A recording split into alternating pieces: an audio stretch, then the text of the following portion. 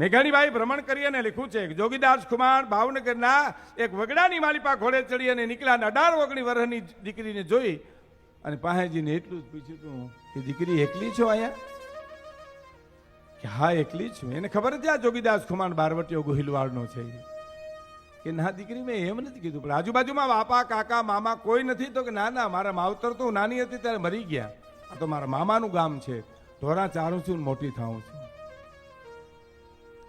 અને જોગીદાસ ખુમાણ નીચું જોઈને એટલું બોલ્યો તો બેટા એમ નથી કીધું, પણ આજુબાજુમાં કોઈ ન હોય ને 18 વર્ષની ઉંમર આ વગડામાં એકલી ઊભી છો તો તારી ઇજ્જતની તારી આબરૂની તને બીક નથી લાગતી?